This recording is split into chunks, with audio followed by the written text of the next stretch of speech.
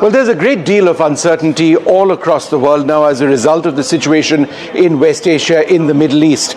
There is absolutely no sign of the war coming to an end. If anything, the intensity of the operations continues with strikes across many more regions. What is the prospect of a regime change in Iran? What is the impact on oil prices globally? We have a very special guest, Tony Abbott, former Prime Minister of Australia. Thanks very much, sir, for being with us. Firstly, to the issue of potential protests or a movement on the ground in Tehran or elsewhere in Iran, it's not really happened. What does that mean? Does that mean that the regime might essentially remain? We can't say for sure whether there will be regime change, and we shouldn't underestimate the hold that the mullah's regime has over significant sections of the Iranian population. Nevertheless, I suppose, worst outcome that we could have from this is a defanged Islamist theocracy, because plainly, whatever government survives or emerges in Tehran will lack the means of aggression that it previously had. I mean, if you go back 2 years, the Iranian regime was going full speed ahead to acquire nuclear weapons. It had powerful proxies in Hezbollah, in Hamas, in the Houthis. Hamas has been all but destroyed. Hezbollah has been all but destroyed. The Houthis have been severely degraded, and of course Iran's capability to launch attacks on its neighbours has been severely degraded, if not totally destroyed. And I think we can say that definitely the Iranian nuclear program has been set back by decades. Right. Do you see this as being a battle of attrition? There's only so long that Iran can, for example, go with ballistic missiles. There's only so long that the US and Israel and the other states can intercept these incoming missiles. They'll run out of interceptor missiles. Do you therefore believe that the active phase of military fighting might end in a matter of days, if not just a handful of weeks? My instinct is that the intensity of this fight will inevitably diminish, because plainly the Iranians are running out of missiles. Between them, the Americans and the Israelis appear to have thought this through extremely carefully. Already the intensity of Iranian attacks has dropped off markedly, just as the intensity of Israeli and American attacks has gone up.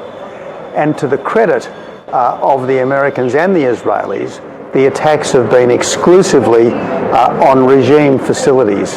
Iran's other than that school, of course. Well, horrific. Which may have been, as it were, masking an IRGC operation in the same way that Hamas have used schools and hospitals to protect their military sites. But plainly, the Americans and the Israelis have been careful to leave Iran's economic and social infrastructure in place. As I understand it, the IRGC facility was a bit away from the school. I mean, there was a perimeter, and they essentially hit both sides of the perimeter, perhaps not knowing that there was a school. But it is tragic when, look, of course, I mean, it's absolutely the most vulnerable people are. To give the Israelis their due, they have done more than almost any other military operation to try to minimise civilian casualties. When you think of their operations in Gaza, albeit involving high casualties, they have done their best to try to ensure that civilians have been warned and have had the chance to leave. If you compare that with, for argument's sake, the Royal Air Force's bombing campaign against Germany, which literally flattened city after city, there was, by the end of the Second World War, very little, if any, pretense. They were only targeting factories, railway yards, etc. It was carpet bombing. Right. And so let's not be too moralistic here. And let's also remember what the Iranian regime has done just a few weeks ago, slaughtered tens of thousands of its own people, absolutely in cold blood.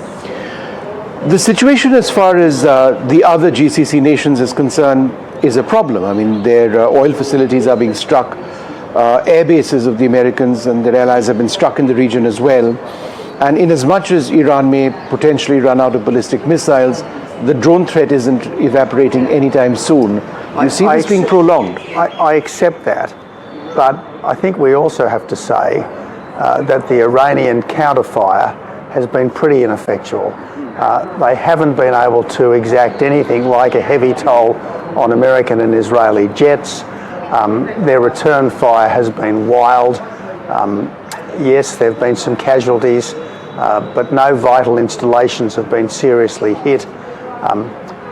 Oil tankers and gas carriers are still getting through. And one of the things that I think countries that don't want to take sides in the particular fight could usefully do is offer naval escorts to ships attempting to run the passage of the Straits of Hormuz. I mean, we know India has a large and capable navy. Why couldn't India offer safe passage for commercial traffic through the Straits of Hormuz? Just too vulnerable. 33 kilometers, everything gets attacked in that space. But be that as it may, since you are raising naval issues, there was an Iranian warship which was sunk off Sri Lanka just a couple of days back. Two other warships, in fact there were three, they were participating in the International Fleet Review off the coast of India, Vishakhapatnam. One was sunk by an American submarine, one docked in Colombo and one docked in Kochi. In a scenario like this, when you are somebody's guest, you are participating in an international sort of meet. Do you believe it was correct for that submarine to have taken out that warship? Look, I do not know the specific circumstances. I can understand India's extreme displeasure at what does appear to have been a discourteous act. I can understand that.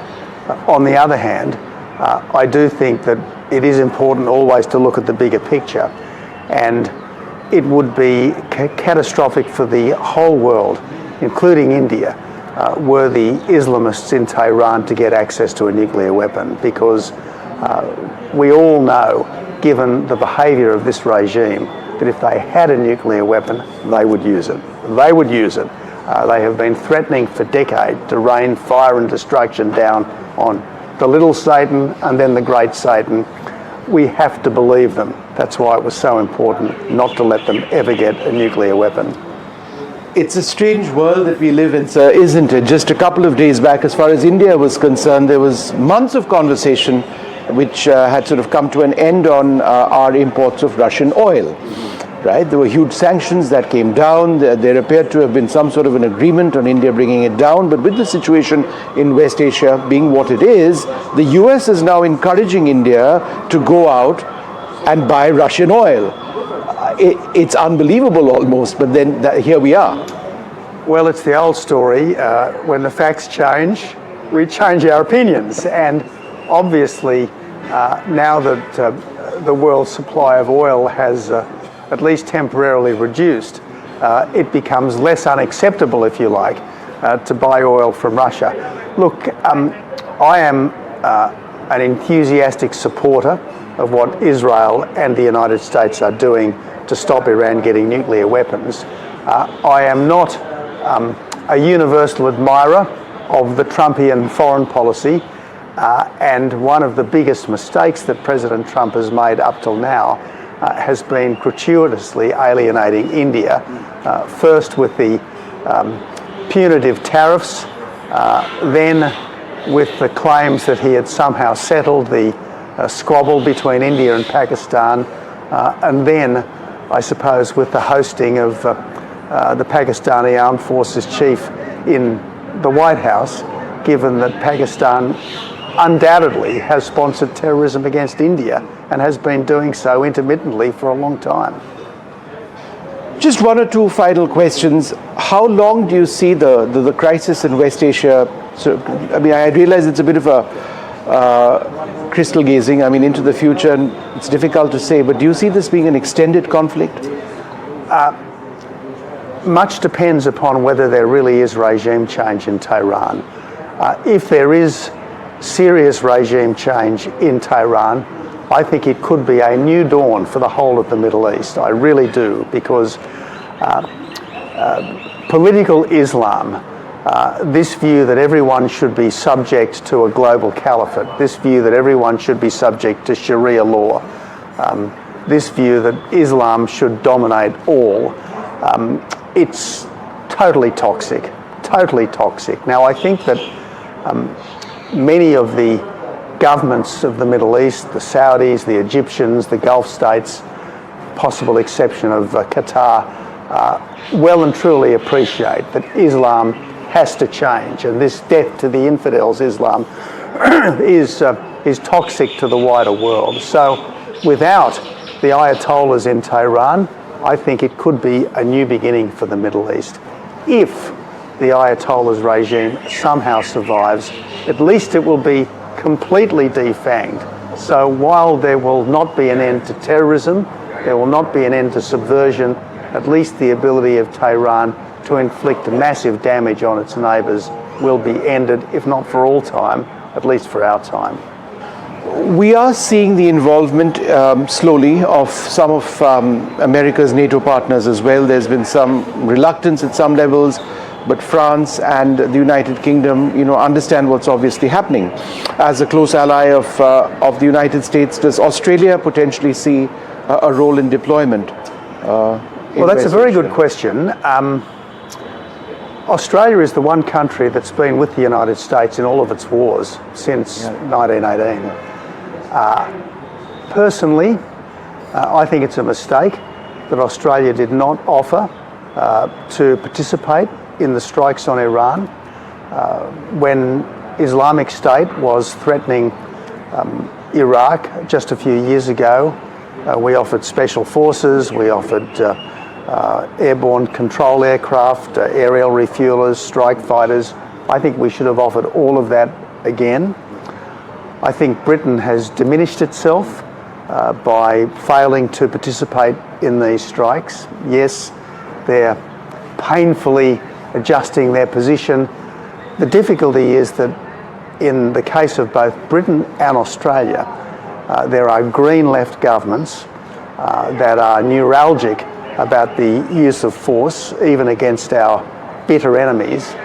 And frankly, we've had governments that have badly run down the military capabilities of both Britain and Australia.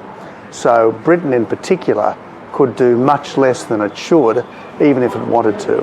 Where does this leave Russia and China?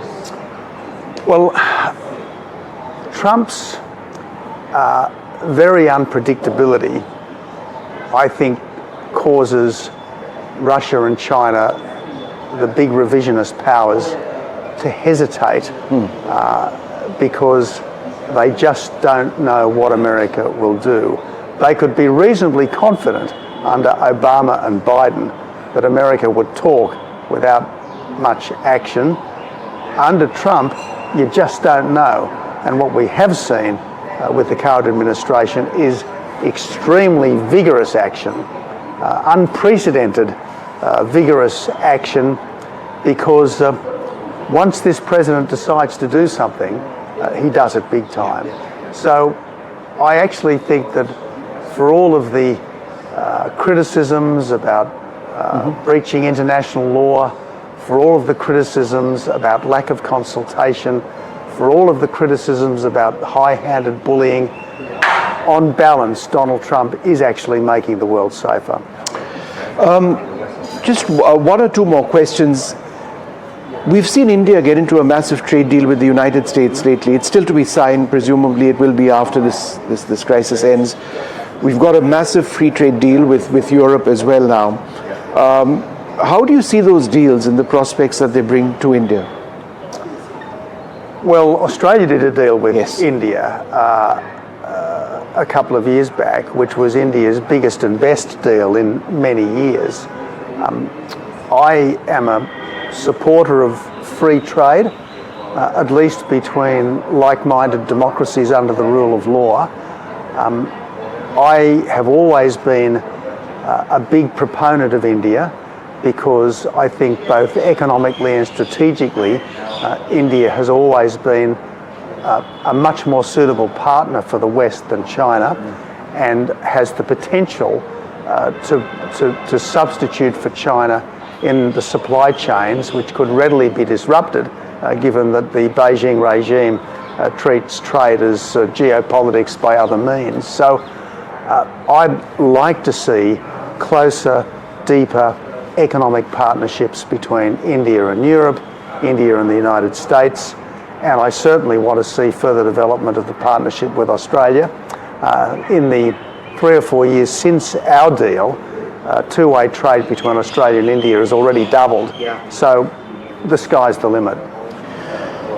One or two final questions. I've said that before as well. I noticed that Australia is putting a ban on social media use for children under the age of 16, I think. Do you believe it's the right move? I do. We don't let kids under 16 drink. No. We don't let kids under 16 drive. Free access to social media means free access to pornography. It means free access to basically what can easily be an intellectual sewer. I think it's right that we allow our kids to grow up in the normal way, playing in the street, exploring the countryside, going out and mixing with their friends, as opposed to diving into a screen and living there rather than in the real world. And a final question, and this is the final one.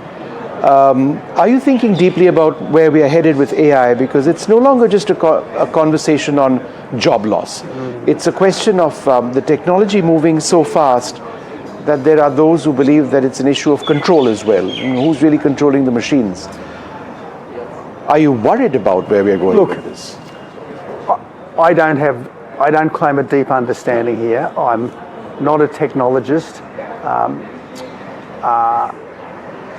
I only have an instinct. Every previous technology has been used more for good than bad. And my strong instinct is that it will be true of AI as well.